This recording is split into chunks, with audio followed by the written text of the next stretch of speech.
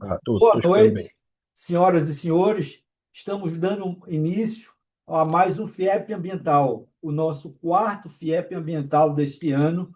E, como sempre, a Federação das Indústrias do Estado de Pernambuco, através do seu Conselho Temático do Meio Ambiente, a gente articula esse tipo de encontro todos os meses, no sentido de a gente debater, discutir, trazer informações relativas a meio ambiente, sustentabilidade, ESG, para justamente levar a indústria pernambucana e a indústria em geral informações, dados de como está essa área no nosso estado e o que a gente pode promover. E nesse nosso FIEP ambiental, a gente vai tratar de um tema extremamente relevante, pertinente e atual, que é justamente a gestão de resíduos sólidos urbanos, principalmente o programa Recicla Mais, que é um programa do governo do estado que ele tenta estimular as prefeituras municipais à implementação da coleta seletiva,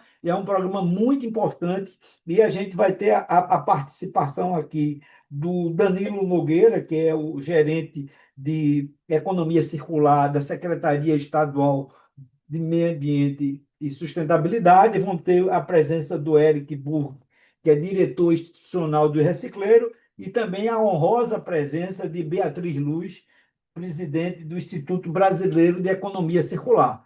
Então, para a gente começar, não sei se Danilo acha melhor começar, ele ou o Érico. O que é que você acha melhor, Danilo?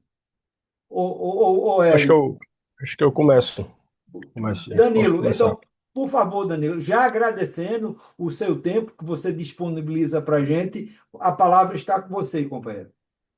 Deixa eu só compartilhar aqui a apresentação. Só um minutinho. Por enquanto que Danilo está compartilhando, eu queria trazer uma informação para você, para todo o nosso público ouvinte. O Recicla Mais Pernambuco, ele foi justamente dentro do Fórum Abre, que é a Abre a Associação Brasileira de Embalagem. Ele foi tido como um case de sucesso nacional. Eu tive a oportunidade de estar presente nesse Fórum Abre de Embalagem, onde tivemos a palestra de Danilo e também do Eric, levando a todo o Brasil o conhecimento desse importante programa. Danilo, por favor. Maravilha, pessoal. Vocês me escutam? Sim, ok. Perfeito. A apresentação, ela está no modo completo? Tudo correto. Tudo certinho, né? Então, maravilha. Deixa eu ver se está passando aqui. Tá ok, então. Então, pessoal, boa noite. Primeiramente, agradecer a oportunidade de estar aqui junto com a FIEP. Meu nome aí de Anísio Coelho e todos integram aí a equipe da FIEP. É sempre um prazer nosso aqui da Secretaria do Estadual do Meio Ambiente falar sobre as pautas que a gente trabalha aqui na Secretaria e, em especial, aí um projeto Recicla Mais Pernambuco, um projeto de muita dedicação para a gente construir e a gente levar esse impacto real para o território daqui de Pernambuco. Então, passando rapidamente, tenho 20 minutos aí para falar. Então, o objetivo meu aqui, de fato, é apresentar para todos vocês o projeto Recicla Mais Pernambuco. A gente já teve aqui presente em outro momento do FIEP Ambiental e a gente retorna agora para trazer um pouco da evolução desse projeto junto aqui ao governo do Estado.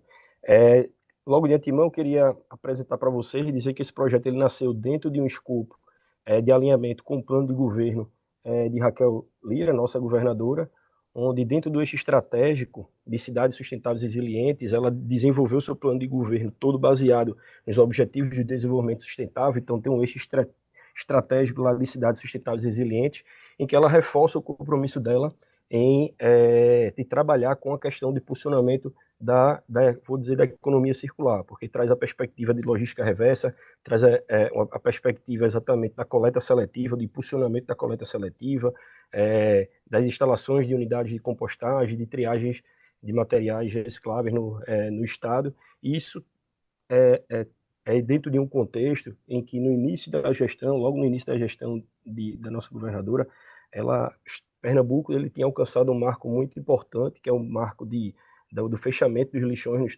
nos municípios pernambucanos, a partir do qual todos os municípios pernambucanos passaram a destinar seus resíduos sólidos urbanos em aterros sanitários licenciados pela CPRH, Agência Ambiental daqui do estado. Com isso aí a gente fechou os lixões, e aí nesse cenário surgiu a necessidade, né, de a gente reposicionar a estratégia da gestão de resíduos sólidos urbanos daqui do nosso estado, exatamente para o fomento à circularidade e à reciclagem propriamente dita.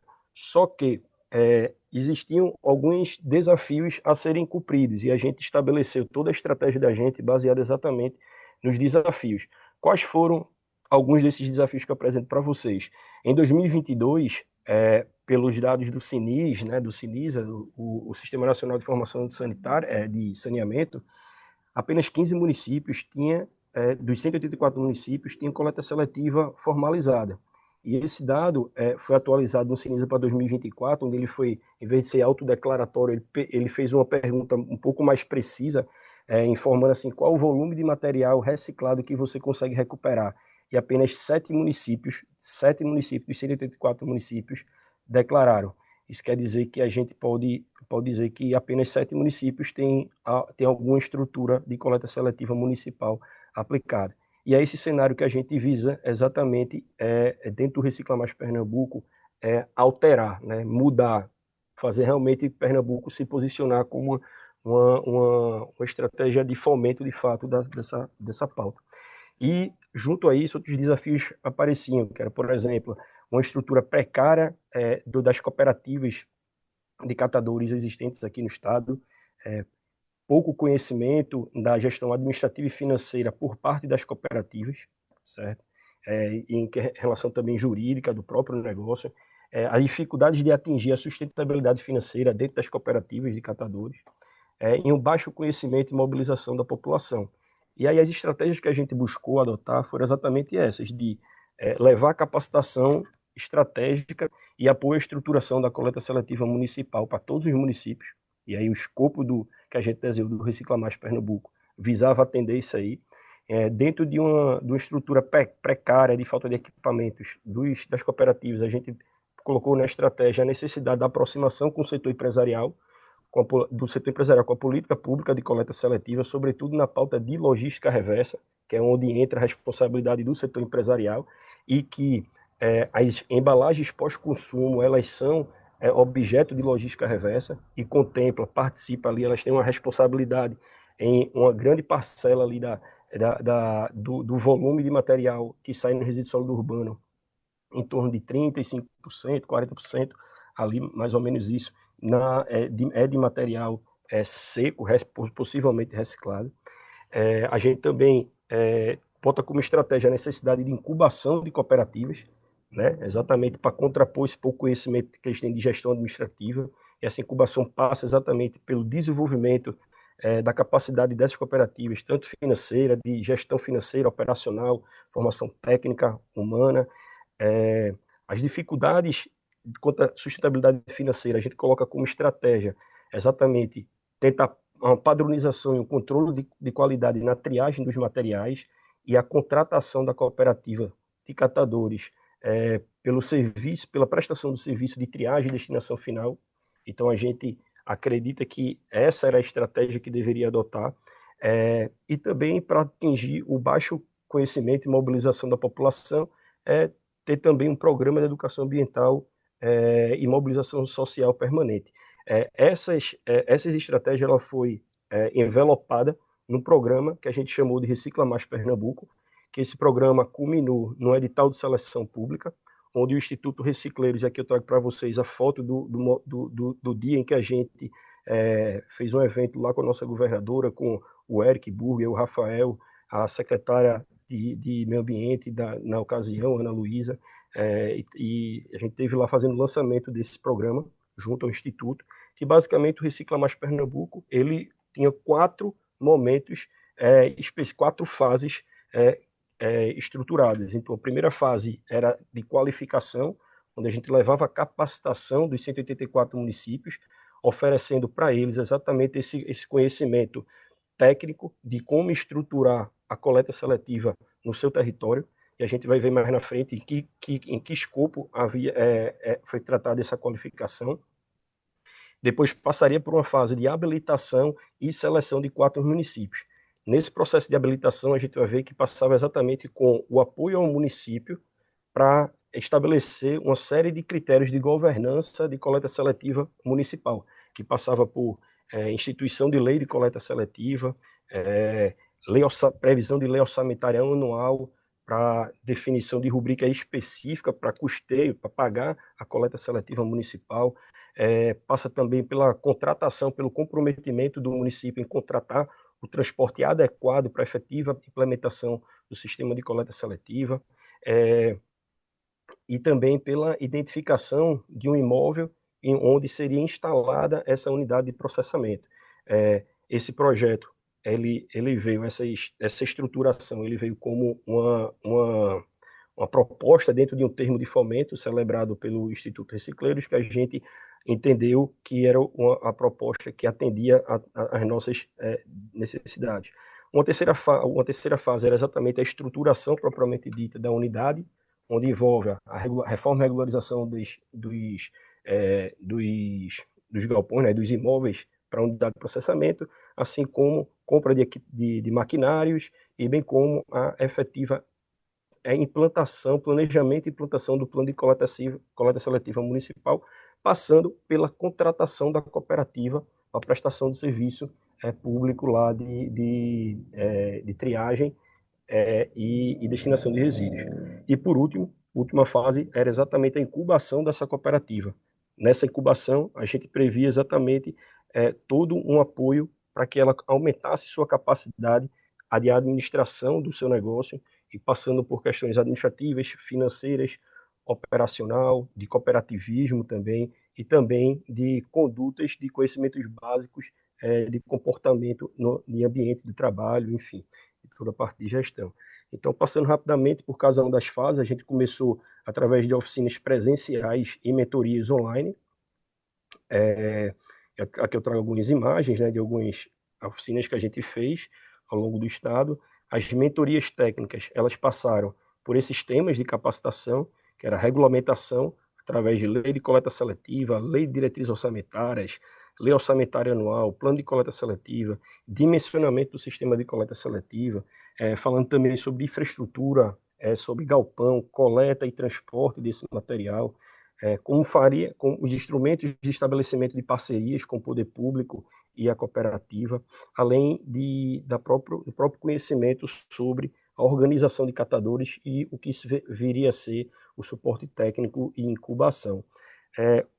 Como resultado da qualificação, a gente teve aí, dos 184 municípios, 89 municípios participaram do processo de qualificação, a gente capacitou 168 gestores, 48 gestores, eles participaram também do acesso na Academia Recicleiros de Gestor Público, é um sistema específico para realizar a capacitação também.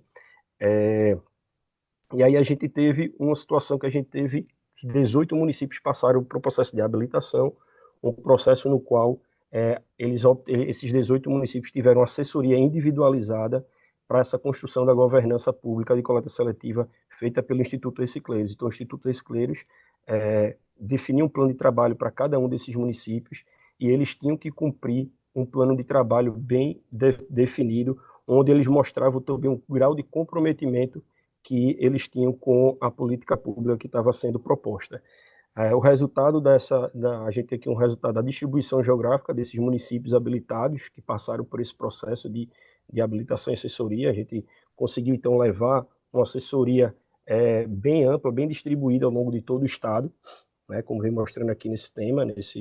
E a gente tem, por exemplo, alguns resultados dessa fase de habilitação. A gente conseguiu que 13 municípios tivessem lei de coleta seletiva publicada, 9 municípios tenham previsto lei orçamentária anual para a implantação efetiva de sua coleta seletiva, 5 municípios se comprometeram na compra e na aquisição de transporte, né, no caso da contratação e responsabilidade do sistema de coleta e transporte. 7 municípios se comprometeram com a identificação de um galpão onde seria instalada essa unidade de triagem, entre outros requisitos aqui que a gente conseguiu ter como resultado no processo de habilitação. chamando atenção também para o item 13, que é a carta de compromisso dos prefeitos, onde eles sinalizaram o compromisso para com a política pública. Então, 11 dos 18 assinaram um compromisso de fato para essa implementação.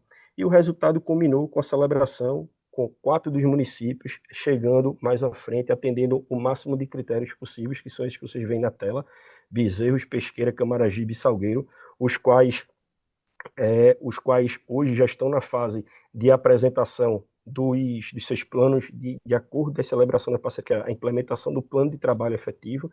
Então, nesse slide aqui eu trago alguns outros resultados. Na verdade, eu trago os nomes de alguns dos municípios que conseguiram avançar com cada uma das temáticas que eu acabei de apresentar para vocês. Não vou dizer aqui todos os nomes, mas fica aí como vai ficar gravado, vocês podem depois printar, enfim, e depois ter acesso a os vários municípios que tiveram as suas leis de coleta seletiva implantada, as leis de sacola plásticas instituídas, as LOAs, os grupos de trabalho intersetoriais que foram contemplados. E aí, a fase que se encontra agora é exatamente da implementação efetiva, que passa pela estruturação da coleta seletiva, efetivamente a incubação das parcerias, das cooperativas. Então, para isso, está se estabelecendo, assinando os planos de trabalho com os municípios contemplados, e os principais destaques que eu trago sobre esses planos de trabalhos passa, por exemplo, pela previsão da contratação da cooperativa de catador para o serviço de triagem e destinação. Isso é inovador, isso é o pleito nacional do movimento dos catadores. A gente traz isso para a nossa política pública, em que os 4 municípios eles vão contratar a cooperativa pelos serviços prestados. Nessa contratação, a garantia de remuneração mensal com garantia de salário mínimo respeitado, as férias, os descansos remunerados, os direitos previdenciários também garantidos para todos eles, além dos ganhos com a própria venda dos materiais recicláveis. Trago também como destaque o desenvolvimento socioprofissional desses catadores, porque eles vão receber uma série de capacitação dentro do processo de incubação, quanto a eixos administrativos, financeiro, operacional, de formação técnica e humana, de competências básicas e gerais para o trabalho, cooperativismo e liderança. Então, fazendo uma capacitação bem completa durante 5 anos de projeto. A previsão de receita para custear manutenção preventiva e corretiva das máquinas e equipamentos, bem como para a renovação desse maquinário. Então, com isso, com essa previsão de receita, você elimina aquele problema em que era muito comum de você encontrar numa cooperativa maquinários obsoletos, quebrados, sem a devida manutenção e sem funcionar. A gente tem como principal outro destaque o subsídio do governo do estado para o custeio das principais despesas operacionais durante o período de aproximadamente 24 meses, o que ele desonera tanto a cooperativa quanto também o município que está implantando esse ecossistema, para que ele consiga se organizar ao longo desses 24 meses e efetivamente receber, custear, né, o município consiga custear esse serviço através da própria contratação. Então, a gente tem 2 momentos. No primeiro momento, o governo do estado entra pagando parte do custeio dessa operação, para exatamente o município se adequar e dar tempo para ele receber todo esse ônus da contratação efetiva daqui a um determinado período. E, por último, a gente tem a estruturação da coleta seletiva porta a porta, né, georreferenciada com os equipamentos, no caso a rota de coleta totalmente georreferenciada, monitorada, incorporada dentro de um sistema de gestão que a gente consiga controlar melhor esses dados. E, por último, na verdade, a educação ambiental e mobilização social de forma permanente dentro do projeto. E qual é a nossa visão, né? Para onde a gente está indo, na verdade, né?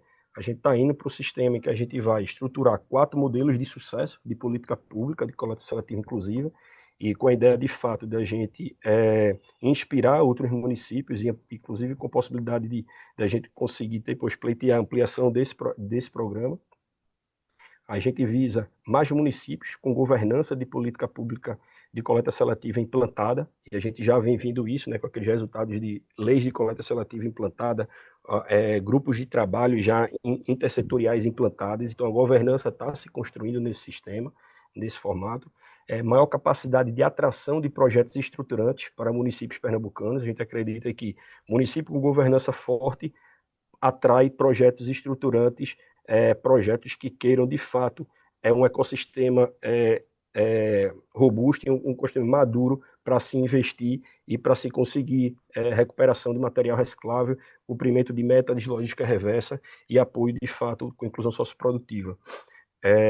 A maior quantidade e qualidade de materiais recicláveis para a indústria de reciclagem, né, para a nossa indústria de reciclagem, e o fortalecimento de cooperativas de catadores de materiais recicláveis, com maior gestão e controle de suas operações. Então, a gente mudar o contexto, a gente acredita que a gente está indo no caminho de mudar essa realidade da fragilidade dessas cooperativas para uma realidade de maior governança e maior controle dentro da sua operação. E, por último, o fomento à economia circular inclusiva no estado de Pernambuco, aumentando os índices de reciclagem no estado, com inclusão socioprodutiva de catadores de materiais recicláveis. Então, esse é um overview do nosso projeto. Eu acredito que eu tenha cumprido aí o nosso tempo pactuado e fico à disposição para eventuais dúvidas. Danilo, muito obrigado pela sua apresentação. Realmente é um projeto muito avançado, é realmente desafiador, porque ele vai transformar a mentalidade, ele vai transformar a cultura, e realmente é algo de médio a longo prazo, mas tem que começar. Foi iniciado, a gente torce para que esse programa continue, porque ele vai começar a mostrar frutos, e esses frutos vão estimular vários outros municípios a implementar esse tipo de ações. Muito obrigado. Vamos agora passar a palavra para o Érico, que vai dar continuidade, trazendo os detalhes dessa implementação, como é que está a implementação, como é que está a receptividade por parte dos municípios, para realmente a gente ter uma noção como está essa gestão de resíduos sólidos no Estado e principalmente a parte de coleta seletiva. Por favor, Érico, a palavra está com você. Boa noite, obrigado, doutor Anísio. É um prazer de novo estar aqui na casa com vocês nesse evento. A gente teve aqui, acho que cerca de um ano atrás, né, no comecinho dessa iniciativa. Então, fico honrado novamente com o convite e poder compartilhar um pouco das experiências que a gente está obtendo em campo com a audiência de vocês aqui, com os colegas. Danilo, sempre um prazer aqui falar em sua companhia. Beatriz Luz, idem, um prazer dividir aqui o espaço com você. Bom, doutor Anísio, o Danilo foi muito preciso, né, e trouxe bastante informação para a gente sobre os avanços do projeto, as intenções iniciais do projeto, né, e eu acho que isso deixa muito claro os pontos que a gente busca endereçar aqui com uma iniciativa como essa, né. Antes de mais nada, é muito importante entender o que que justifica essa abordagem, o que que justifica um projeto de tamanha complexidade, né? Se a gente for visitar os dados sobre gestão de resíduos no Brasil, e aí vou tomar a liberdade aqui de compartilhar alguns slides com vocês, só para dar um apoio aqui à minha fala, mas vou fazer uma fala bem livre aqui. Deixa eu só começar a minha apresentação aqui nessa tela. Acho que vocês já devem estar assistindo a tela, né?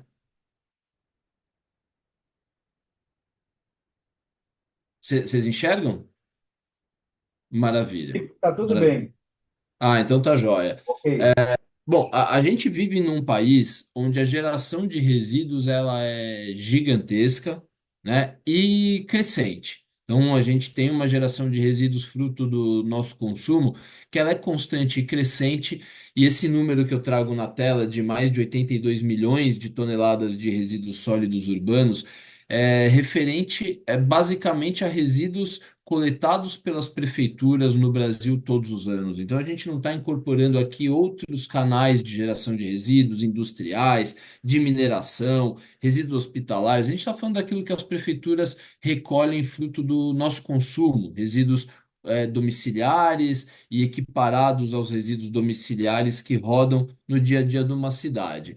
e com números de aproveitamento muito baixos, né? A gente tem aqui cerca de 4 a 8% de material efetivamente sendo reciclado e que, em grande maioria, é fruto do trabalho de pessoas extremamente vulneráveis que estão representadas nessas duas fotos que eu passei agora, né? Pessoas que têm na reciclagem aquela única maneira de sobrevivência e buscam nas ruas ou nos lixões que ainda acontecem em grande quantidade no Brasil afora, capturar esses materiais recicláveis e fazer com que esses materiais então encontrem de alguma forma, após um ou dois ou três degraus de ascendência na cadeia, uma formalização que entregue esse material novamente para a cadeia da reciclagem.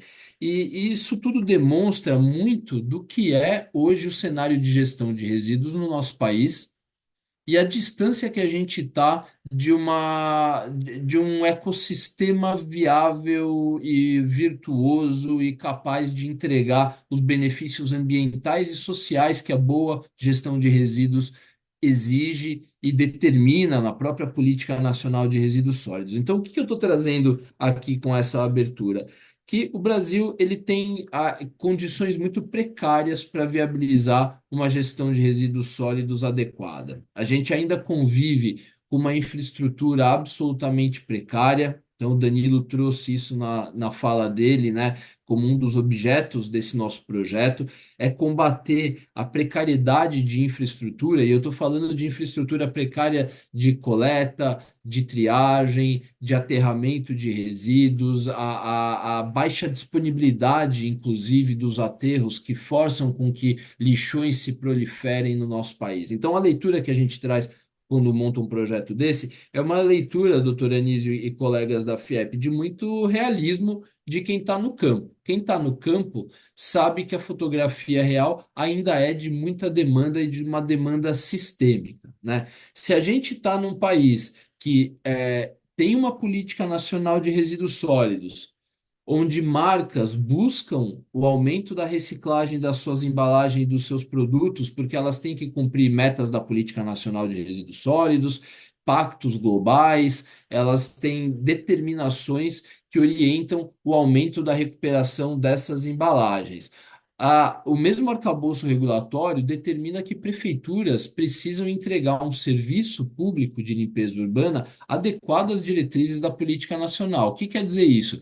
Que pelo menos as cidades deveriam estar provendo coleta seletiva, e coleta seletiva a gente automaticamente fala de pelo menos dois canais, né? Coleta de lixo comum separada da coleta dos materiais recicláveis, para permitir que a população pratique a coleta seletiva e o resultado da prática do descarte seletivo, né, na verdade, seja a destinação final ambientalmente adequada. E o Danilo trouxe aqui um recorte do estado de Pernambuco, baixíssimo número de cidades que declaram ter coleta seletiva, e se a gente for mais restrito e for considerar um mínimo nível de qualidade de atendimento para dizer que aquilo não é só um veículo à disposição da coleta seletiva, ela é realmente um serviço público de coleta diferenciada de resíduos. Aí o número ele tende a ser cada vez menor. Mas se eu tenho catadores precisando dos materiais recicláveis para desenvolver suas vidas e o seu próprio desenvolvimento, se a gente tem marcas, empresas, setor empresarial buscando cumprir as metas, avançar na reciclagem, prefeituras na necessidade de eliminar os lixões, promover a coleta seletiva e trabalho e renda nas suas cidades, por que é que depois de 15 anos de política nacional de resíduos sólidos, indo para o 16º ano, a gente ainda está numa situação de tanta precariedade, de tanta inviabilidade do avanço da reciclagem?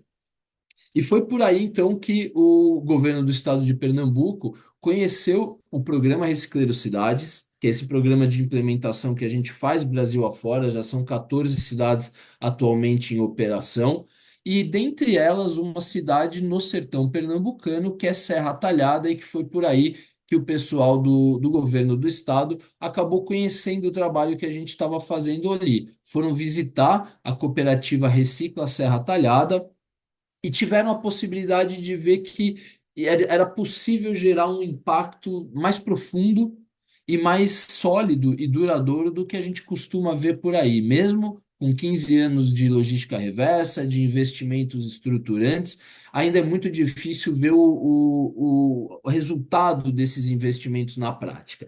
E aí visitaram ali o galpão da cooperativa, ficaram bem impressionados com a organização, com a estrutura, com o processo de amadurecimento da cooperativa de catadores, né, vista realmente como uma empresa, tratada como uma empresa, desenvolvida com plano de negócios, desenvolvida com uma série de capacitações para dar a esses catadores a condição de trabalho, de dignidade e de atendimento à demanda municipal, porque no final das contas, o que a gente faz aqui é colocar dentro da equação aqueles que eram excluídos da conta.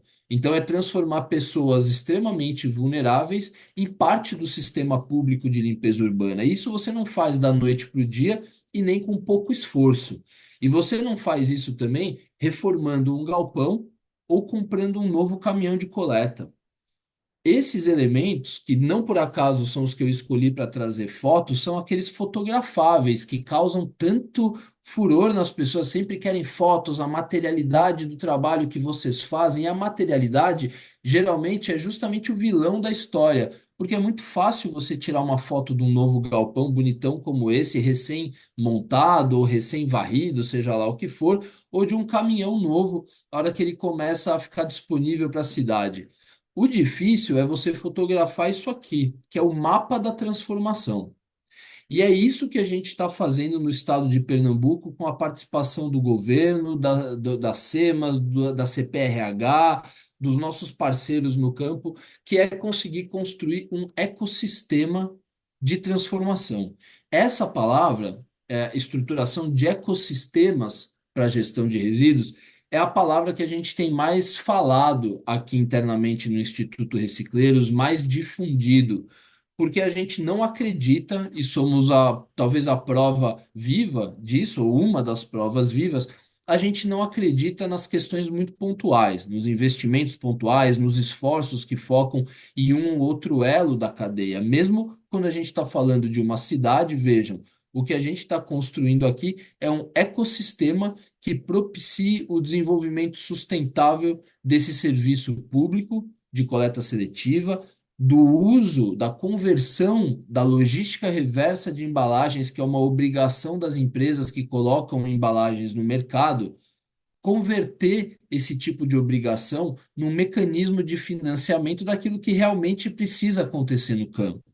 Hoje, a logística reversa, que a gente vai falar um pouquinho mais à frente dela, é um instrumento que, da forma como está regulamentado e como é fiscalizado, ele acaba sendo meramente um balcão de troca ali de parcos recursos financeiros, escassos recursos financeiros, por documentos que não comprovam, de fato, o que o artigo 3º da Política Nacional de Resíduos Sólidos determina que é a obrigação do setor empresarial em estruturar sistemas de logística reversa. Num Brasil cheio de lixão, sem infraestrutura de coleta seletiva, onde o material reciclável não oferece viabilidade econômica para que a reciclagem aconteça nos territórios, a gente precisa olhar para essa necessidade sistêmica e construir mecanismos que subvertam essa lógica. Danilo citou aqui o contrato entre prefeituras e organizações de catadores. Esse é só o número 5 aqui desse mapa de transformação. O que a gente está fazendo com o Recicla Mais Pernambuco é conseguir colocar esses 10 pontos que aparecem nesse slide, que é uma solução sistêmica, de pé em cada uma das cidades candidatas. O que isso sugere e o que isso, na verdade, demanda? Acima de tudo, demanda muito esforço. Existe uma demanda de esforço e de empenho aqui de todos os envolvidos. E aí, desde o governo do estado de Pernambuco, quando decide tocar um projeto desse em frente, entende que é isso aqui que tem que ser promovido para a gente ter uma condição diferente nas cidades e começa, acima de tudo, a tomar a decisão e investir. investir na implantação desse projeto, mas também investir em mecanismos que viabilizem isso aqui. Então, o que que esses 10 pontos trazem? Eu acho que é a parte mais importante da visão do que está sendo construído aí no Pernambuco, no âmbito do Recicla Mais Pernambuco.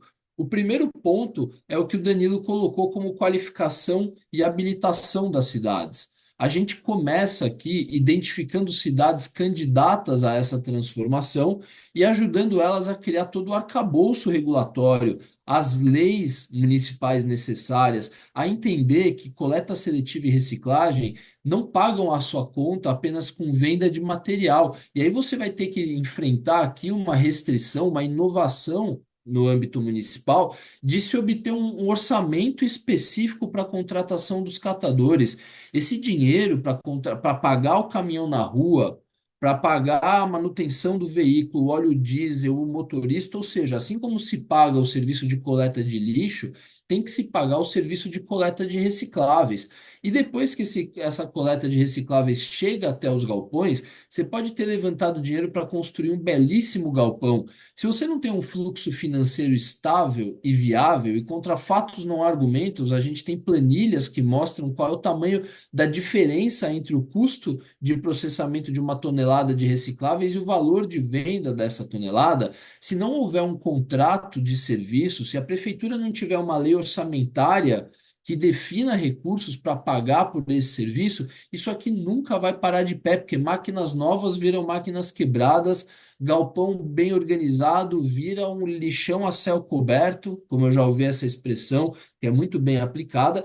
Então, é preciso uma transformação em nível municipal, por meio de Câmara de Vereadores, da formação de conselhos de coleta seletiva, para que a gente tenha no ponto 4 ali um serviço de coleta seletiva que realmente possa ser declarado como um atendimento ao munícipe, que seja universalizado, que cubra toda a região onde as pessoas moram, uma cooperativa contratada que sabe dos seus deveres e dos seus direitos e que, acima de tudo, tem capacidade de cumprir aquele contrato, foi formada, foi organizada, estruturada para cumprir esse contrato.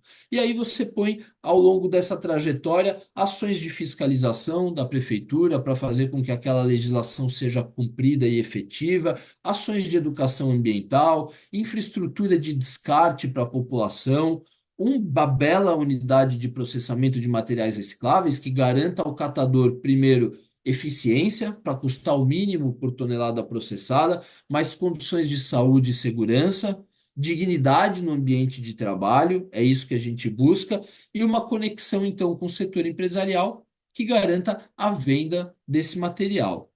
Como é que a gente constrói isso? Através de uma transformação estrutural na reciclagem do Estado. Foi esse o título que a gente deu ao projeto Recicla Mais Pernambuco, porque de fato ele está trazendo uma transformação estrutural. E não estrutural só na infraestrutura que vai ser aplicada nos municípios, mas na forma que a gente conseguiu estruturar o financiamento desse projeto.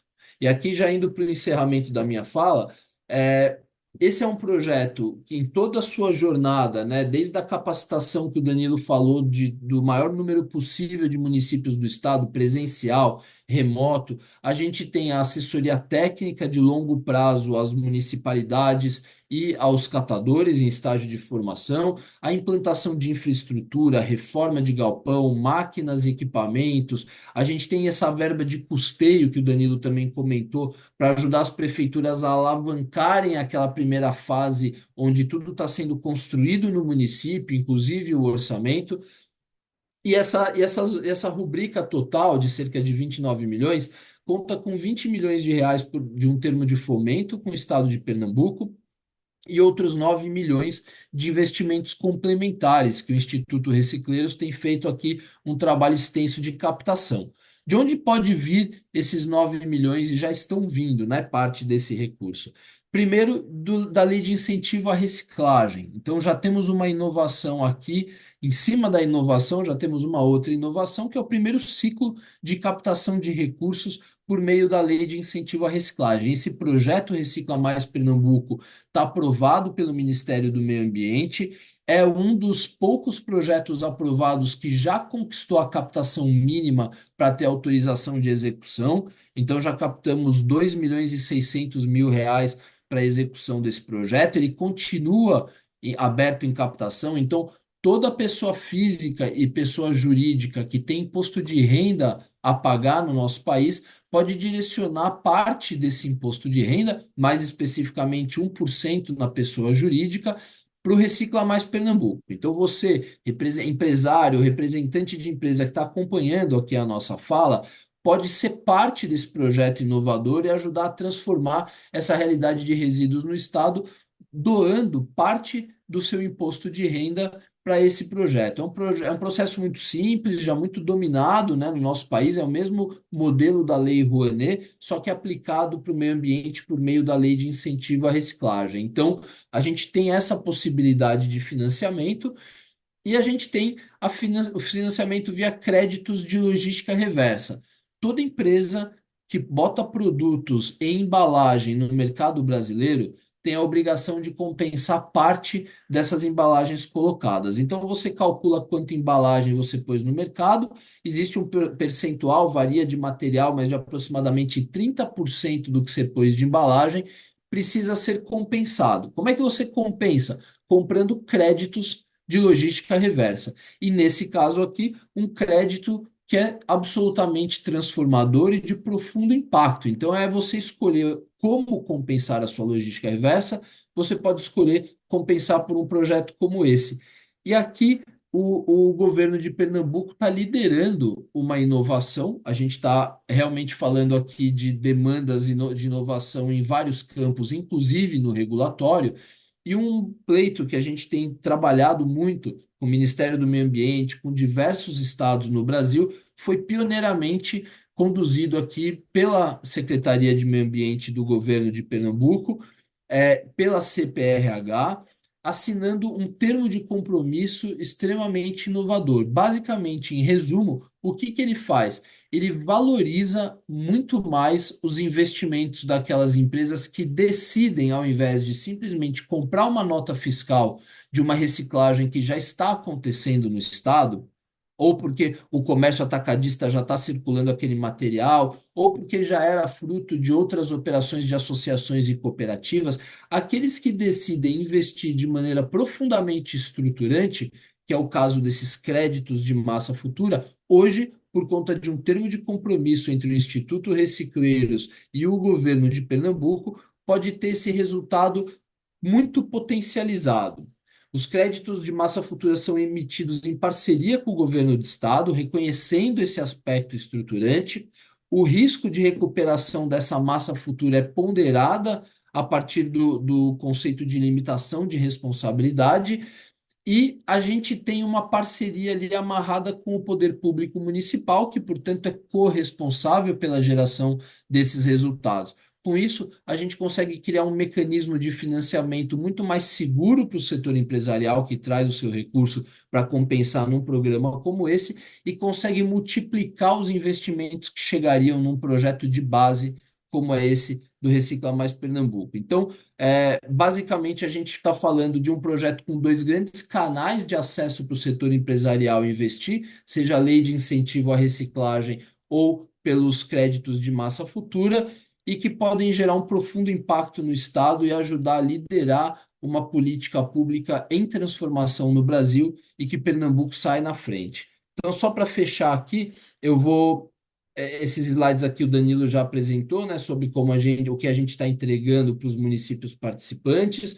como foram as mentorias espalhadas, tanto remotas como as presenciais, espalhadas pelo território pernambucano, culminando em 29 municípios aptos dos 89 inscritos e participantes desse processo. A gente está já com 4 municípios em fase de assinatura da cooperação técnica, e após essa assinatura a gente parte para a implementação.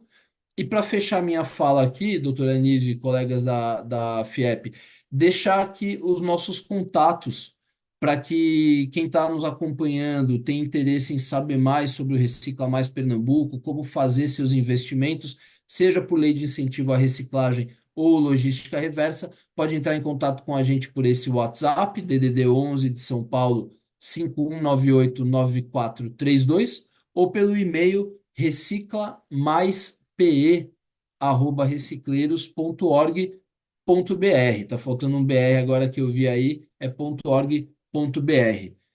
Tá joia? Então, entregando de volta aqui a palavra para vocês. Eric, muito obrigado pela sua apresentação. Você trouxe muitas informações, informações relevantes e principalmente informações que vão nos estimular, vai animar toda uma nova cadeia produtiva que começa a se montar através da estruturação e da implementação desse projeto. Realmente muito interessante. Dando continuidade, já que a gente está falando sobre gestão de resíduos sólidos urbanos, que é uma parte da economia circular, é uma parte importante, mas não é o todo. Aí a gente vai ter a oportunidade de falar com a mestra em economia circular, que é a amiga Beatriz Luz. Beatriz, por favor, você está com a palavra. Olá a todos, Anise, como sempre, é um prazer estar aqui com vocês. E fiquei aí muito feliz de ouvir toda essa jornada do Estado com recicleiros. É realmente uma construção muito perene, e eu acho que é aí que a minha fala vai se conectar muito com o que vocês trouxeram, porque eu vou trazer muito também essa visão de ecossistema, de abordagem integrada, que a economia circular ela não vem só para solucionar os problemas da economia linear. Ela vem para mudar o sistema, evitar o problema e trazer novas oportunidades. Não Anísio? E espero trazer aqui alguns insights novos, alguns olhares para a gente conectar aí com esse trabalho belíssimo que já vem sendo feito. Agradeço então, Danilo, a FIEP e a todos pelo convite. Deixa eu compartilhar aqui então meus slides. Allow. Cadê?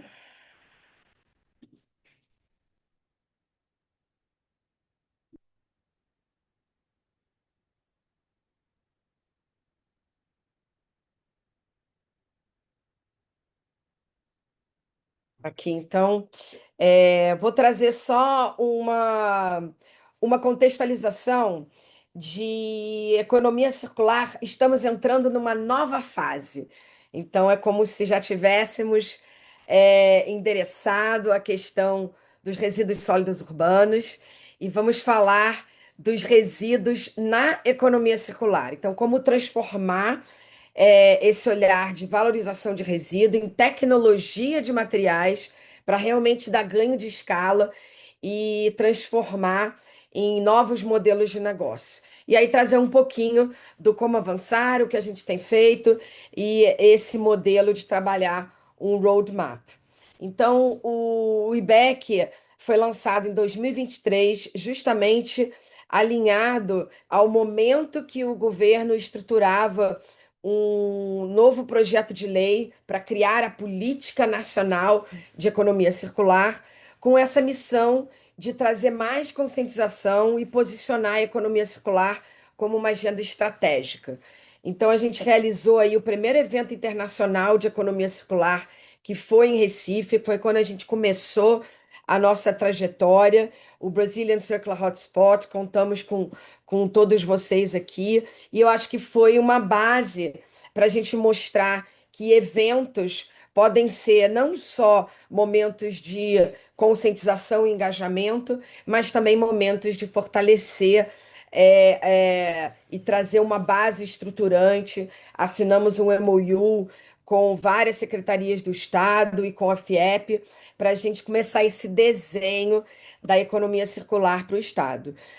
A gente já trabalhou em programas de capacitação técnica com apoio do programa alemão, Alemanha-Brasil de cooperação técnica, e desenvolvemos alguns estudos aí em parceria com o Instituto Clima e Sociedade. A gente agora está dando suporte a uma iniciativa que é o Hub de Economia Circular, e o IBEC é considerado a primeira organização membro do Brasil na coalizão de economia circular para a América Latina, convidado então para participar do Fórum de Especialistas do MDIC, onde a gente inclusive já levou o caso de Pernambuco numa reunião como destaque do avanço de Pernambuco nessa jornada de economia circular. Então, por que que eu digo que é uma nova fase, né? A gente já tem um arcabouço regulatório, a gente tem um plano nacional de economia circular já desenhado para os próximos 10 anos. A gente já tem dados, números, esses números que vocês trouxeram, regionalizados, né? O Brasil perde 14 bilhões de reais com materiais que deixam de ser reciclados, então a gente está vendo aí uma oportunidade de transformar isso em novas matérias-primas. E agora a gente já está vendo financiamento disponível. O Eric trouxe aí a plataforma da Lei de Incentivo à Reciclagem, FINEP, BNDES trazendo recursos, mas o que a gente mais vê é a necessidade de projetos bancáveis, projetos que realmente, como o Anísio gosta de falar, tem que fechar a conta, né, Anísio? Não fecha a conta, então estamos aqui para fazer a conta fechar.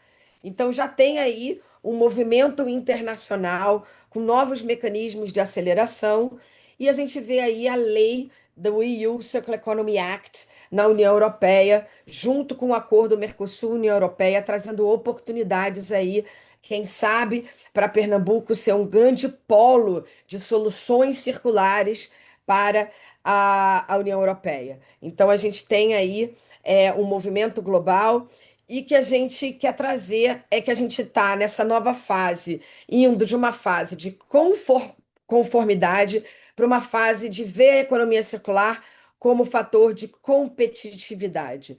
Então, o desafio não é mais acessar recursos, é transformar a circularidade em projetos estruturados e ganhos de negócio para todos os atores. Acredito que o Brasil está preparado para liderar e capturar valor nessa nova economia e Pernambuco ainda mais pelo avanço e pela base de que você já tem de toda essa jornada que a gente está vendo. Então a gente fala que o desafio não é mais entender o que precisa ser feito, é como implementar, com quem construir e como escalar essas soluções. E como a gente está aqui fechando o mês do meio ambiente, eu queria trazer aqui um dado histórico. Em 1972, um livro que falava dos limites do crescimento foi um grande destaque, que foi a primeira vez que o mundo reconheceu, né, que prosperidade econômica tinha a ver com a exploração dos recursos naturais. Então, existe limite para o crescimento? E aí foi lançado nesse ano o Dia Mundial do Meio Ambiente. Só que agora, qual é a pergunta que a gente chave dos dias atuais? Não é mais se tem limite para o crescimento, é como que a gente vai continuar crescendo dentro desses limites. Então, a mesma organização que escreveu e publicou esse livro, publicou em 2022 esse novo relatório que a gente fala que é a segunda inflexão histórica.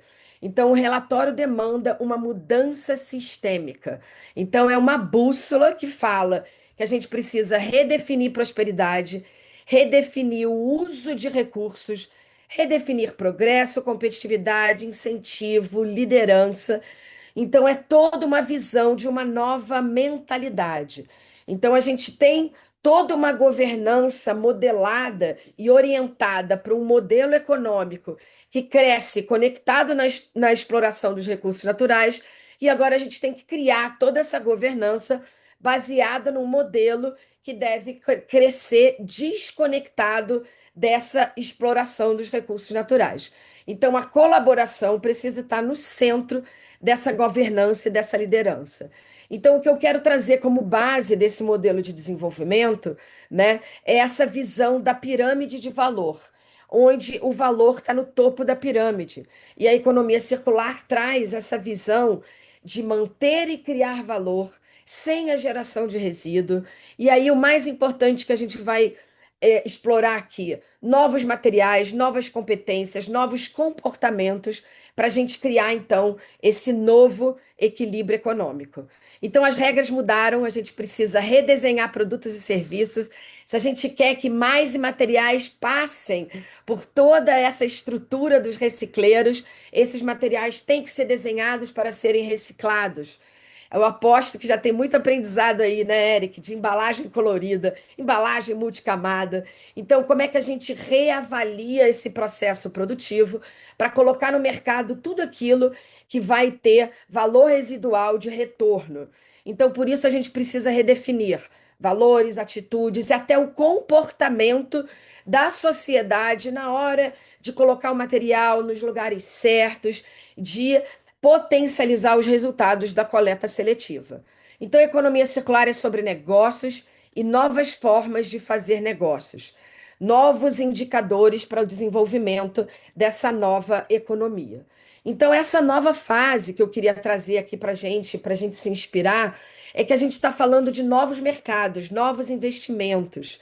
É o fomento a novas cadeias produtivas para que a economia circular seja realmente vista como a competitividade industrial. Então, como a Anísio colocou, são 5 modelos de negócio. Recuperação de recursos é o primeiro, mas a gente tem a energia renovável, biocombustível, o desenho de produtos cada vez mais duráveis para que a gente possa compartilhar. Então, a gente está falando de brechós, compartilhamento de brinquedos, de bicicleta, de um monte de produtos que têm que ser produzidos para serem durados, e também a visão de produto como serviço. Então, a gente está chegando numa fase que a gente está falando de negócios. E é por isso que é tão importante estar aqui no FIEP Ambiental, falando com a indústria. Um estudo recente que acabou de sair chama Value Gap. Então, a economia mundial deixa de capturar cerca de 25,4 trilhões em valor de novos negócios devido a essa ineficiência do modelo linear. Então, cada 3 euros gerados, um é desperdiçado. Então, vamos olhar para isso como uma oportunidade. Todo esse material que os recicleiros estão processando, que estariam indo para o aterro sanitário, podem ser transformados em novas matérias-primas, produzidos localmente, gerando novos trabalhos e novas cadeias produtivas. Então, como é que a gente faz para ganhar escala? E aí eu vou trazer 3 casos rapidamente que a gente pode trazer, onde a gente olha para outros tipos de resíduo. Então, por exemplo, a indústria da laranja, do suco da laranja, gera muita casca da laranja. O que fazer com essa casca da laranja? A gente pode mandar para compostagem, para ser ração animal, ou a gente pode fazer tecido. Na Itália, essa startup recebeu US$ 141 mil para investir nessa transformação da fibra da casca da laranja para transformar em seda, onde a Salvatore Ferragamo desenhou vários vestidos maravilhosos. Olha só o que a gente tem em Pernambuco, Anísio. A gente tem produção no Nordeste, a gente tem produção de manga, produção de frutas, pode fazer nanocelulose, e a gente tem uma indústria têxtil gigantesca. Por que não, então, ser um grande polo de novos têxteis, através da junção da indústria com o agro? Será que a gente pode olhar isso como um novo negócio? Aqui tem um caso de Alagoas, que é a concha do sururu, que foi transformada em revestimento pela Portobello. Então, agora as marisqueiras, ao invés de só receber pelo sururu, elas recebem também pelas conchas. E agora elas não jogam mais as conchas para dentro da lagoa, que estava causando uma poluição. Então, são 6 toneladas de concha de sururu, que é coletado por dia em Maceió, que estão sendo transformados em renda para as marisqueiras e em novos materiais. E, por fim, a gente vê aí a mineradora Vale investindo em R$ 25 milhões para transformar os rejeitos da barragem em tijolos. Então, isso aconteceu logo após o acidente de Brumadinho, que causou um impacto ambiental enorme na cidade. Será que a gente vai precisar de impactos como esses, de acidentes como esse, para olhar para os nossos rejeitos de outra forma e ver que eles podem gerar novas receitas e novo desenvolvimento territorial. Então, basicamente, a provocação aqui é que não existe logística reversa na economia circular. O que existe é cadeia reversa. Então, os três grandes aprendizados, que tecnologia é somente uma parte da equação, então a gente precisa ter uma mudança cultural, a gente precisa ver esse valor residual do material. A gente vê, por exemplo, na latinha. A latinha não fica no chão, porque ela tem um alto valor residual. Então, ela retorna para a cadeia de uma forma econômica. Então, a gente precisa ter essa visão sistêmica. A gente está vendo aí as conexões inusitadas, a aproximação da academia para trazer essa inovação e transformar em negócio. Para isso, a gente precisa do facilitador. É aquele ator, né, que vai conseguir observar essas oportunidades e conectar o produtor de manga com o produtor têxtil, com o produtor de cosmético e criar essas alianças e trabalhar o olhar de mercado, não só o olhar de impulsionar a tecnologia. Então, a gente está falando de novas regras, novas competências e um novo equilíbrio econômico. Então, o Hub de Economia Circular, eu trago também a mesma palavrinha que o Eric trouxe, ecossistema. A diferença aqui é que a gente está unindo vários setores, porque o desafio de um setor, a solução pode estar em outro setor. E isso é o maior desafio que a gente vê quando a gente trabalha com a indústria. É os setores se entenderem como um contribuidor da circularidade do outro. Então, por exemplo, a circularidade do eletroeletrônico pode estar no setor siderúrgico, que pega todo aquele aço e recircula, né? A circularidade da plataforma de petróleo pode estar também no setor siderúrgico. Então, a gente tem que conectar variados setores para criar esses projetos sistêmicos. Então, o Hub de Economia Circular está em atuação desde 2020 e tem aí uma série de atores. E a gente observou ao longo dessa jornada que, ao compartilhar os riscos, a gente pode achar uma agenda comum e compartilhar também os investimentos e os resultados. A partir do momento que a gente cria uma relação de confiança e uma conversa perene, a gente começa a entender a circularidade em diferentes níveis, fora da fronteira do negócio, e aí sim essas cadeias começam a ter escala. E com isso a gente vai atingir aquela transição justa, o impacto social através da geração dos novos empregos, a proteção do capital natural e a regeneração do nosso ecossistema. Então, a gente está falando mais dois casos que eu acho que se conectam também com a realidade de Pernambuco e essa visão de resíduos, transformando o olhar de apenas valorização de resíduos para tecnologia de materiais. Então, a gente tem capacitação, ICTs incríveis no Nordeste. Então, a gente tem que olhar não só para a resolução do problema, mas como é que a gente olha, por exemplo, a fibra do coco, a casca do ovo, para uma tecnologia de novos materiais. O coco, a gente só usa 15%, que é o coco em si. 85% é desperdiçado. Mas a gente pode transformar em fibra para materiais para construção civil, em substrato agrícola. Só que a gente tem que entender que esse material é pesado, a logística é difícil. Como é que a gente vai transformar, então, essa logística num negócio? E a casca do ovo é ao contrário, ela é muito leve. Então é difícil também fazer essa logística. Só que a casca do ovo é rica em carbonato de cálcio. Se lembra do projeto lá da concha do sururu? A concha é rica em carbonato de cálcio. Então, se a gente entender o que tem inerente naquele resíduo, a gente passa a olhar como uma tecnologia de material para transformar ele num ativo para uma outra cadeia produtiva.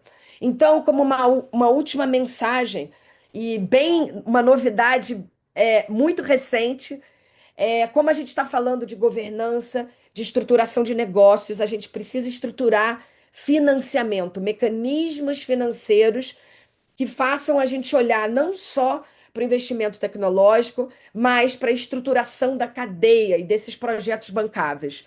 Então, o IBEC, com o apoio do Instituto Clima e Sociedade, a gente lançou na semana passada o Comitê Brasileiro de Financiamento Circular.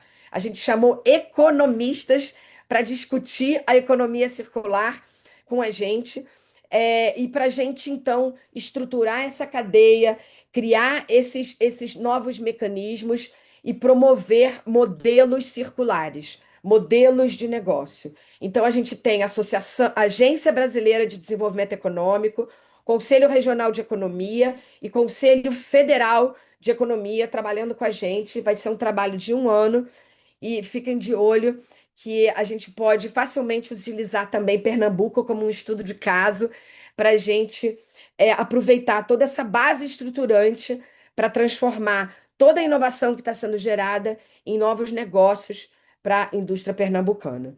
Então, é juntar esse olhar de tecnologia com estruturação da cadeia e novas competências. Então, uma última visão do que a gente vem fazendo aí com vocês. Essa é a nossa linha do tempo, desde o evento lá do Hotspot até o nosso primeiro workshop de estratégia de Pernambuco circular que a gente desenhou e que foi muito rica, porque a gente pôde mostrar esses 5 modelos de negócio, essas oportunidades além da visão de fluxo de materiais. A gente trouxe também as 5 dimensões da Política Nacional de Economia Circular e a gente viu aí uma participação riquíssima dos órgãos públicos, das empresas, 28 participantes foram de indústria. Então, Anísio, a gente tem que continuar essa jornada e trazendo a economia circular com esse olhar de competitividade. Então, o nosso roadmap tem 9 etapas. A gente concluiu aí a primeira fase, esse quadro situacional, mas a nossa mensagem aqui é que a solução está justamente em continuar, em dar perenidade a esse movimento, a governança dos atores, para que a gente possa trazer economia circular com esse olhar de competitividade. Inovação em negócios. Então, temos que continuar com essa integração multissetorial, e por isso que a Federação das Indústrias é muito importante. A gente entender essa demanda, o que a gente pode comprar que vai auxiliar a indústria local na sua descarbonização, no seu posicionamento estratégico para fora, e não somente trabalhar a oferta. Um exemplo, quem sabe, compras públicas circulares, sendo a criação da demanda para esses produtos que vão sendo produzidos com esse fator alto de circularidade e transformar dados em tomada de decisão. Então, ninguém vai fazer essa transição sozinho, o público e o privado tem que trabalhar junto, construindo políticas públicas e incentivos. Em resumo, a gente tem aí a possibilidade de caminhar. Pernambuco está preparado para criar cadeias reversas, promover essa inteligência de materiais e se destacar como um território pioneiro de soluções circulares. Contem com a gente. Esse último slide é só para mostrar que com essa visão de dar mais escala e trazer mais atores para a discussão, a gente pegou o Hub de Economia Circular esse ano e está dando a volta ao Brasil. Então, são 5 regiões, 5 temas, 5 países, para ter esse ganho de massa crítica. E em setembro a gente vai estar no Nordeste, dessa vez em Salvador, mas quem sabe a gente não pode estar aí com Pernambuco trazendo e se mostrando como exemplo de caso de sucesso, de como que a gente pode implementar e escalar soluções em um ambiente real. Então é isso que eu queria deixar para vocês. Economia circular não é sobre o que você já tem, e sim o que você pode atingir com essa nova mentalidade. Oba! Beatriz, muito obrigado. A sua apresentação foi muito boa. Realmente é isso que a gente precisa. É um grande desafio, porque é um processo de mudança de mentalidade. Então, obviamente, a gente precisa insistir para que esse processo vá se transformando ao longo do tempo. Mas tem que persistir, tem que ter essa iniciativa, tem que ter essa energia, tem que ter essa vontade que a gente vê muito em você. Então, muito obrigado pela sua apresentação, muito rica. Ela realmente nos estimula a agir. Quero dizer já de pronto a você, pode contar com a FIEP para qualquer ação dentro do nosso estado. Dando continuidade, eu queria fazer algumas perguntas a vocês e depois vou pedir para entre vocês fazerem alguma pergunta. Mas eu falo a Danilo, que colocou muito bem esse projeto Recicla Mais Pernambuco, e que na apresentação dele ele mostra. Pernambuco, nós temos 184 municípios, só 7 fazem a coleta seletiva. E que tipo de coleta seletiva é feita? Se ela é universalizada, a qualidade desse material, porque tudo está na base. Eu vejo que a alfabetização ambiental é fundamental. Sem ela, a gente não vai construir essa transformação que a gente precisa. Então, eu acho que esse enfoque na informação, no esclarecimento, para justamente sensibilizar o consumidor, o gerador de resíduo, para ele gerar cada vez menos e ele dar a destinação correta cada vez mais.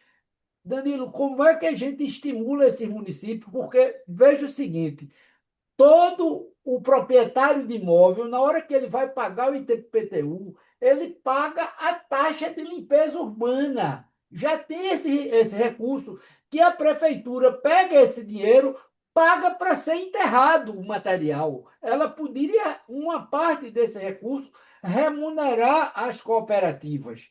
Está entendendo? Para efetivamente dar meios e uma condição econômica viável para essas cooperativas. O que é que você acha dessa colocação, Danilo? Perfeito, doutor Nísio, perfeito o que você pontuou, mas eu digo que não adianta, veja, a educação ambiental é extremamente oportuna, é extremamente importante, por quê? Porque é aquela pessoa que está com o resíduo na mão e a valorização desse resíduo, ele vai exatamente de qual canal ele escolhe descartar. Se ele descarta no lixo comum ou numa rota inadequada, ele termina indo sem uma valorização. Se ele descarta para outro canal, que é um canal estruturado, que vai garantir para que aquele resíduo tenha uma valorização, você garante essa valorização. E aí é onde eu entro. Não adianta você ter essa consciência ambiental se você, na hora de fazer o descarte, o município ele não está estruturado, ele não tem a coleta seletiva implantada. Então, quantos casos você já escutou de pessoas que dizem fazer sua coleta seletiva em casa, mas, na verdade, aquele coleta seletiva que ela faz, na verdade, a segregação na fonte que ela faz entre recicláveis e orgânico, quando ele joga para fora de casa, a limpeza urbana que não tem a coleta seletiva estruturada, o que acontece? Joga para a rota do lixo comum, certo? E cooperativa não tem que ficar fazendo triagem em resíduo bruto, não, resíduo comum, não. É uma insalubridade inaceitável. Então, o que o município tem que fazer, e é o que a gente levanta no Recicla Mais Pernambuco e defende como política pública, é a estruturação da coleta seletiva municipal, do ecossistema de coleta seletiva municipal, como forma, de fato, de oferecer os caminhos e os meios adequados para o cidadão comum ele saber, opa, hoje é dia da coleta segregada, da coleta seletiva. Eu vou lá, faço a minha destinação e ele está tranquilo, porque ele sabe que ela funciona, ela está ali estruturada e funciona. Então, primeiro, antes de tudo, o que é que acontece? Se você fomenta uma educação em que você não dá infraestrutura para ela ser implementada, isso gera um descontentamento e um incrédulo, a pessoa fica descrente do processo. E a descrença do processo desestimula ela e faz com que ela não tenha tanto engajamento. Então, é por isso que a gente, na hora da modelagem, a gente pensou em estruturação. O foco maior é a estruturação, mas, obviamente, uma estruturação sem você ter o viés, de fato, de educação ambiental e mobilização social, essa estruturação ela não se sustenta. É por isso que na modelagem que o Recicla Mais Pernambuco ele propõe, ela vem com o Instituto Recicleiros, lá dentro do escopo dele, daquela rota que ele mostrou dos 10 pontos. Você tem toda a base de estruturação, de governança e estruturação física de rota, mas você também tem o viés de educação ambiental e mobilização social em paralelo. Os cooperados fazem parte desse processo. Então, o Comitê de Coleta Seletiva Municipal faz parte do processo de engajamento também. Então, acho que é essa atmosfera, é esse ecossistema que dá o resultado efetivo que a gente almeja. O resultado que a gente tem daqueles 7 municípios, de fato, é muito pouco, e você vê que aqueles 7 municípios são 7 municípios que têm alguma estrutura de coleta realmente estruturada, e contrapõe aquele dado do Sinisa de 2022, que era um dado que ele era mais autodeclaratório, mas ele não amarrava com o volume de material recuperado. O Sinisa 2024, ele pergunta assim, qual o volume de material recuperado na coleta seletiva que o seu município contempla. É outra pegada, ele não pode chegar lá e dizer assim, ele vai ter que informar o volume, ele só consegue mensurar esse volume se ele tiver governança, se ele tiver estrutura que faça com que ele consiga registrar esses dados. Senão ele não vai ter, vai ser um PEV, um PEV que ele vai implantar, colocar os coletores coloridos, bonitinho, numa pasta pública, mas que está simplesmente ali, não tem nenhuma estruturação por trás para dar embasamento. Então, essa é a minha crença, é isso que a gente está levando aqui no governo do Estado, estruturação alinhado com a educação e capacitação da sociedade. Obrigado, Danilo. Pegando essas colocações que Danilo fez, e a gente vê algumas deficiências que a gente ainda é obrigado a conviver com ela, justamente se é feita a coleta seletiva, mas na destinação é feita a mistura. Eric, eu pergunto a você, você vislumbra como uma alternativa viável o aumento de PEV no comércio para essas pessoas que são mais sensíveis e quer dar a destinação correta, o setor de comércio ter PEV para as pessoas fazerem esse encaminhamento e o comércio ter uma ligação direta com as cooperativas, você acha viável esse caminho? Boa sugestão. Eu acho que os PEVs, e se a gente for lembrar daquele slide que eu compartilhei do ecossistema, ele é o número 9 de 10 elementos. Então, os pontos de entrega voluntária têm um papel importante numa equação completa, porque eles vão facilitar o acesso de algumas pessoas que no horário da coleta não estão em casa, ou que têm uma outra dinâmica de vida, ou que seja lá por que razão decidem não disponibilizar o resíduo para coleta seletiva e usar os PEVs. Agora, a gente tem uma enormidade de exemplos mal sucedidos de instalação de PEVs em muitas cidades brasileiras. Por quê? Porque um PEV por si só é uma caixa de acumulação de lixo. Pergunta quem quer ter um PEV no muro da sua casa encostado. Eu moro numa cidade que é exemplo, eu moro em Florianópolis, e que é exemplo de gestão de resíduos, tem uma série de prêmios, é a capital lixo zero e tudo mais. Aí tem um sistema de PEVs para vidro na cidade. Então você tem coleta seletiva porta a porta, confiável. Hoje é dia da coleta seletiva aqui na minha residência, ela passou de manhã, eu botei o material lá fora, ele passou. E você tem um sistema de PEVs para vidro, que você pode fazer um pouquinho a mais, né? E deixar o vidro separado já num container adequado, que facilita muito o sistema. Muitos desses PEVs, eles ficam com vidro dentro e com um monte de material misturado nos arredores, porque as pessoas olham aquele PEV e acham que aquilo é um bota fora e começam a trazer uma enormidade de materiais ali. E acaba atrapalhando todo o sistema. Então, assim, PEV sem educação ambiental não funciona. PEV sem fiscalização não funciona. PEV que só serve para a turma levar o material, mas ninguém tira dali. O cara que hospeda o PEV, em uma semana muda de ideia. A hora que o comércio dele está abarrotado de resíduo, porque a adesão foi boa, mas ninguém está pagando a cooperativa para vir retirar, achando que a cooperativa vai conseguir sobreviver do material que está no PEV, que não paga nem a triagem, quanto mais a coleta e a triagem. Então, no final das contas, doutor Anísio, para todas as provocações que a gente trouxe aqui, eu vou acabar caindo na mesma resposta, que a falha ela é sistêmica e se ela não for trabalhada como sistêmica, a gente vai ficar corroborando a tese dos céticos de que isso aqui nunca vai dar em nada. E desse jeito, de fato, nunca vai dar em nada. Porque aí o pessoal pega um monte de dinheiro, escolhe uma cooperativa, faz um baita investimento, reforma, compra a máquina, tudo lindo. Daqui 2 anos está tudo em estado de miséria e vão falar: tá vendo? Fizemos um investimento estruturante e olha no que deu. Estruturante não é arrumar um pé da cadeira. Arrumar a cooperativa é arrumar um pé da cadeira. Ninguém senta em cadeira de um pé só.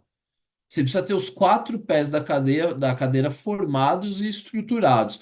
Então, se a gente, e aí conecta um pouco com a fala do Danilo ali, né? Se a gente não tiver em nível municipal educação ambiental, infraestrutura, porque daí eu vou, com a educação ambiental, eu vou me estimular a descartar o meu material reciclável, e aí eu preciso ter um serviço público de coleta confiável, que eu possa garantir que aquele meu material, né, para desenvolver o hábito e a cultura, eu boto o material para fora sabendo que ele vai ser coletado, eu vejo ele ser coletado. Ele vai para um lugar capaz de fazer a triagem, com pessoas trabalhando com os seus direitos humanos e a sua dignidade preservada, e não sendo esfolado pela cadeia para processar a qualquer custo, a troca de qualquer coisa, aquele material. Eu preciso ter fiscalização e talvez recompensa, como o senhor falou, usando parte do IPTU como desconto, como estímulo. Tudo isso faz parte de uma política pública municipal. E aí é que eu queria entrar, o papel dos governos em sedimentar essa mudança, essa transformação que a gente precisa passar para chegar numa visão de circularidade sólida, para conseguir garantir que de fato existe caminho reverso para os materiais. Os 3 governos precisam estimular isso. Em nível municipal, você precisa ter orçamento, você precisa fiscalizar, você precisa ter educação ambiental, regulamentação. Hoje tem um gap de investimento em infraestrutura ainda gigantesco. Então, se governo federal e governo de estado não criarem mecanismos de estímulo ao capital para financiar esse tipo de coisa, mas não qualquer coisa, financiar nas cidades que entregam pré-requisitos para que esse investimento possa perdurar, possa ser um investimento que rende fruto. Então, o que a gente está fazendo no Recicla Mais Pernambuco é justamente esse campo de inovação. Recebem investimentos aqueles municípios que entregam essas contrapartidas, que, de acordo com a nossa legislação, são responsabilidades da cidade. Então a gente precisa estimular isso e os governos têm a caneta na mão, que é o atalho para o sucesso dessas coisas. É como que a gente cria mecanismos de financiamento, como que a gente cria mecanismos para o capital chegar em campo fértil, onde o investimento vai surtir efeito. Se a gente não pegar as inovações que estão sendo feitas no campo e transformar com coragem em política pública, e é isso aqui, eu preciso botar os louros na mão desse governo atual de Pernambuco, que criou um termo de compromisso absolutamente inovador, que faz isso, que fala, olha, quem investir em logística reversa num projeto com esse nível de profundidade de estruturação, tem o meu aval, tem a minha avaliação de investimento diferenciada. Eu não vou comparar uma empresa que está investindo na estruturação profunda de sistemas municipais de coleta seletiva com uma empresa que foi lá e comprou uma nota fiscal que a gente não sabe nem de onde veio, nem se aquilo era resíduo sólido pós-consumo de fato. Então, veja, o grau de inovação feito em Pernambuco para estimular que o investimento de logística reversa fomente a infraestrutura está muito acima da média, muito acima da curva. Assim tem que fazer outros estados, assim tem que fazer o governo federal, se a gente quiser fazer com que esse tipo de investimento seja mecanismo de transformação e não simplesmente um balcão de troca de nota fiscal por alguns reais ali na ponta. Então, eu ressalto aqui que esses elementos todos são muito importantes se eles estão consorciados. Um PEV é muito importante se as pessoas sabem o que fazer, se tem uma logística confiável de retirada para zerar aquele PEV e se aquele material de fato vai parar na reciclagem. E para isso a gente depende de um ecossistema funcionando, doutor. Muito obrigado. E continuando aí com o que a gente verificou, a importância da educação, eu queria que Beatriz pudesse fazer uma análise de como pode ser estruturada a educação para a economia circular. Essa é que é a mais ampla, essa é que é a virada que a gente precisa dar. Como que atores devem participar, quais suas funções, quais suas tarefas, como é que a gente caminha para a consolidação de uma economia circular, que é algo muito mais amplo, a gente saindo da economia linear, que a gente viveu todo o tempo em cima da economia linear, e essa mudança de mentalidade. Diga lá, Beatriz. Pois essa discussão está riquíssima. Eu queria reiterar o que o Eric trouxe. Eu acho que o grande gargalo da gente é que a gente, com essa ansiedade de querer resolver tudo muito rápido e com as pressões que a indústria tem e o governo tem, a discussão fica compartimentada. Então, fica um monte de pedaços de conversa. Então, a gente realmente precisa dessa visão integrada. É o que o Eric trouxe. Só um elemento daquele ecossistema não vai fazer todo o ecossistema funcionar de uma forma a dar escala.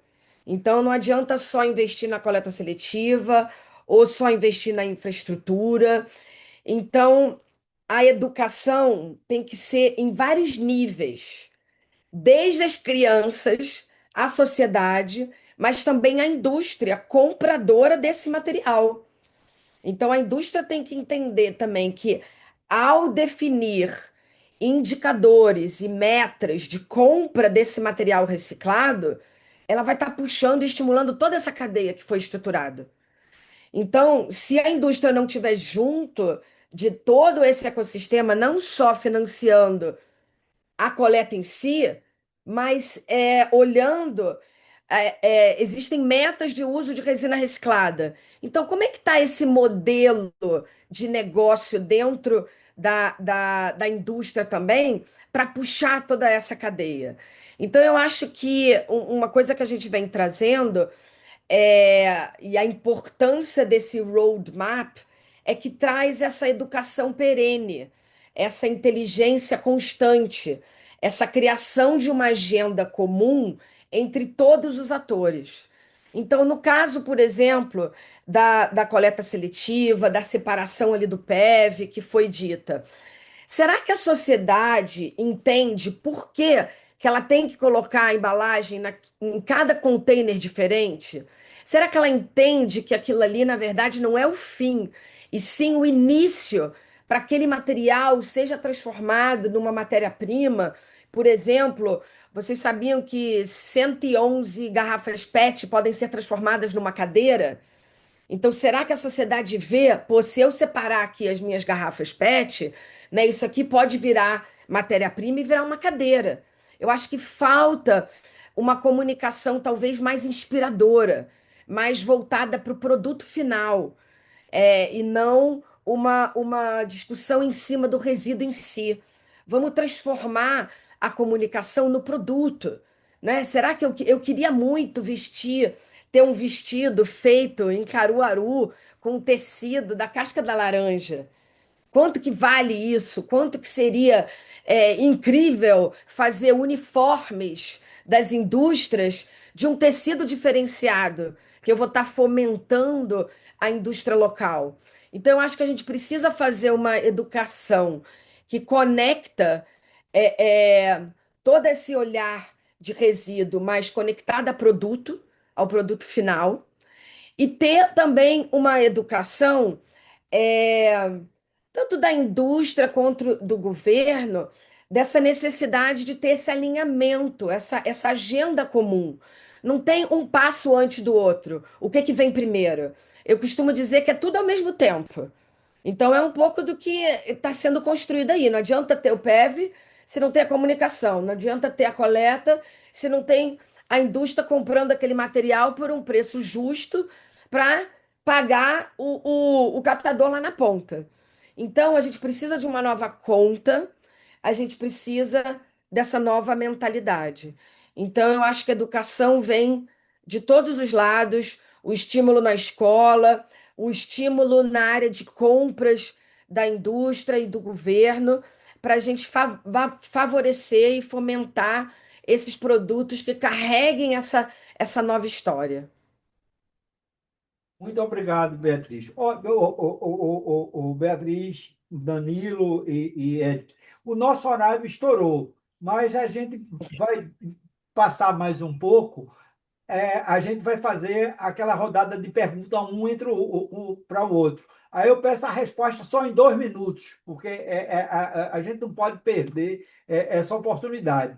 Então, eu aproveito Beatriz e peço para ela fazer uma pergunta para Danilo sobre o tema. Por favor, Beatriz, faça uma pergunta para Danilo. Deixa-me ver. Nessa linha, então, de mobilizar a sociedade, né? Porque a sociedade está ali no final da cadeia. Você acha que a gente conseguiria criar, né, em paralelo a essa governança dos recicleiros, um laboratório circular onde a gente pudesse mostrar esses produtos, essa mesa, essa cadeira, esse revestimento? Ainda traz a indústria. Eu aproveito a pergunta para trazer o Anísio também. Que tal, Anísio, a gente fazer um laboratório ali onde a gente mostra tudo, da onde vem, para onde vai, e a circularidade na prática? Será que não vai estimular a sociedade a contribuir mais com a coleta seletiva? O que você acha dessa ideia? Né? Eu acho fantástico, eu acho que é isso aí, quando você traz a questão da concretude, né, que você falou, não, a comunicação, ela tem que ser focada no produto, é no fim, né, no meio, então isso gera uma conexão maior da população, né, então ela entender de fato que aquele material ele está sendo utilizado para determinada finalidade, e você fazer um, um mostruário, um museu, não um museu, né? Mas assim, um centro de circularidade, que você vai lá expondo com instituições parceiras, hubs, laboratórios, desenvolvedores, e aqui no estado a gente tá fomentando essa Outra coisa, né? temática, realmente tá acontecendo de forma efervescente, desde a parte do plástico, passando pela parte têxtil, assim, tá bem efervescente. Então, eu acho, Bia, que seria ótimo contar com a FIEP nessa construção aí também. E aí eu passo a bola para a Anísio para responder aí a provocação também. Não, passa o telefone. Nós, realmente, nosso sentido é justamente de promover essa mudança e promover também a participação. Beatriz falou que a gente tem que mostrar na prática. Eu estou aqui ao meu lado, 2 companheiros que fazem parte do Conselho Temático do Meio Ambiente. Eu estou com o meu amigo aqui, Samuel, e o meu amigo Hermeson. Hermeson é um exemplo vivo do que a gente está vivendo. Ele tem uma empresa. A empresa do meu amigo Emerson é a Maxi Tubo. Ele faz tubo de PVC rígido, 100% de material reciclado. Emerson está aqui ao lado. Só usa material reciclado. Ele pega o material reciclado e transforma num tubo de PVC e dentro dos padrões e dentro das conformidades. 100%. Então, é um exemplo prático de que já existe muitas indústrias utilizando material reciclado e a legislação agora para o plástico, ele tem que usar 22% de PCR, de resina pós-consumo. Então, realmente, a gente está num momento de transformação. Agora, o que a gente precisa é acelerar essa transformação. Agora, Danilo, para a gente continuar aí o ciclo, eu vou pedir para Érico fazer uma pergunta para Beatriz, Porque Danilo e Érico joga praticamente num time só. E depois Danilo vai fazer para Beatriz. Então, Érico, faça uma pergunta para Beatriz. Boa, vamos lá. Beatriz, se você pudesse mudar apenas uma regra ou uma legislação ou política pública, né, um incentivo ou uma política pública para acelerar a economia circular no Brasil nos próximos 5 anos, o que que você mudaria? Qual é a regra ou a política pública que você ia lá com a chavinha e clac? Eu acho que o que vai acelerar a economia circular é a geração de mercado, é ter mais e mais produtos circulares e puxando essa cadeia. Então, eu criaria algum incentivo, a Anísio vai gostar, ó. Incentivo para a indústria produzir é, soluções circulares. E talvez nesse é, contexto poderia ser o Estado, né, estabelecendo compras públicas circulares. Então, o Estado se comprometendo a comprar a cadeira feita de garrafa PET, o tubo de matéria-prima reciclada, o revestimento de sururu.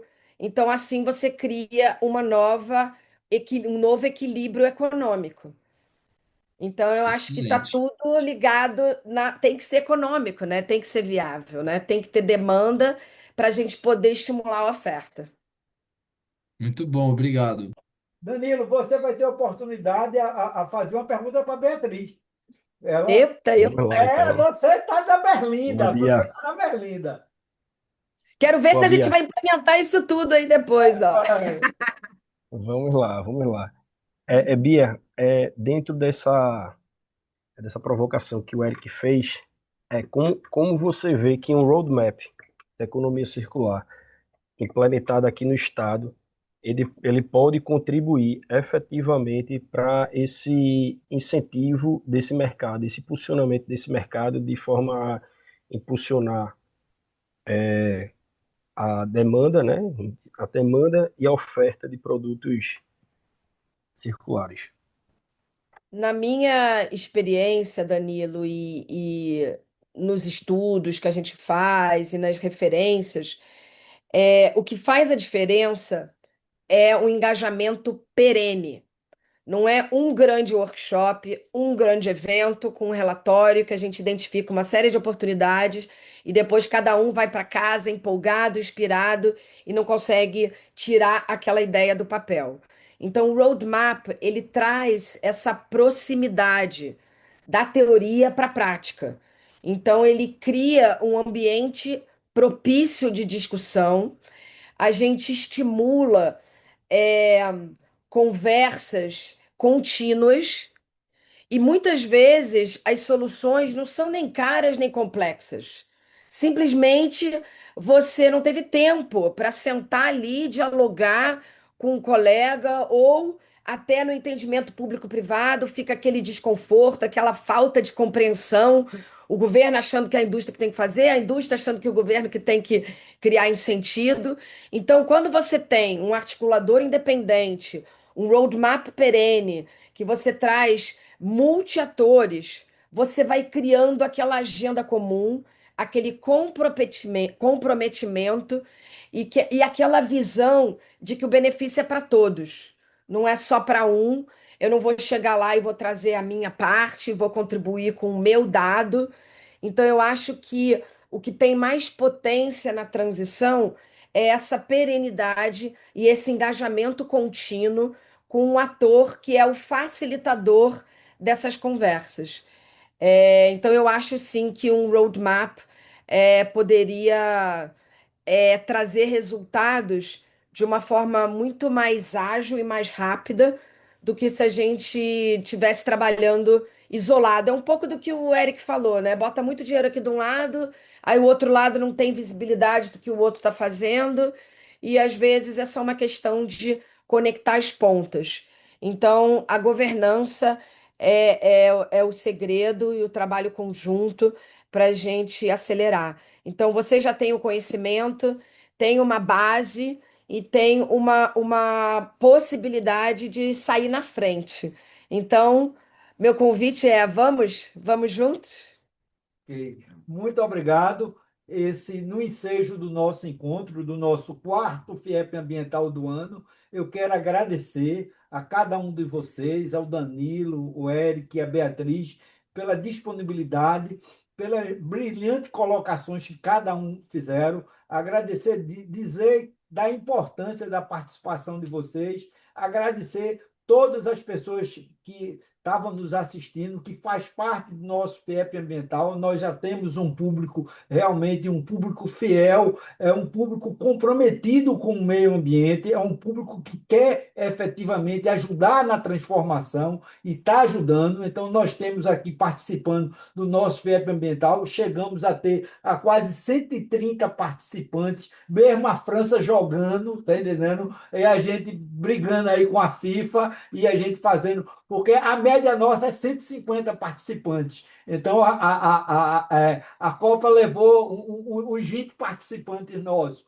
Mas realmente foi um debate muito rico, muito denso, trouxe muitas informações e, sobretudo, foi uma injeção de ânimo para a gente continuar transformando. Ainda bem que Pernambuco tem esse projeto, o governo do estado está de parabéns, tem uma equipe muito competente, está muito bem assessorado, e a gente está aqui na FIEP para ajudar, para colaborar com essa transformação de um Pernambuco cada vez mais sustentável, cada vez mais justo e cada vez oferecendo oportunidades de crescimento para toda a sua população. Muito obrigado a todos, e a FIEP está de portas abertas para a gente construir esse Pernambuco melhor. Muito obrigado e uma boa noite para vocês. Muito obrigado a todos. Obrigado, Beatriz. Obrigado, Eric. Obrigado, Danilo.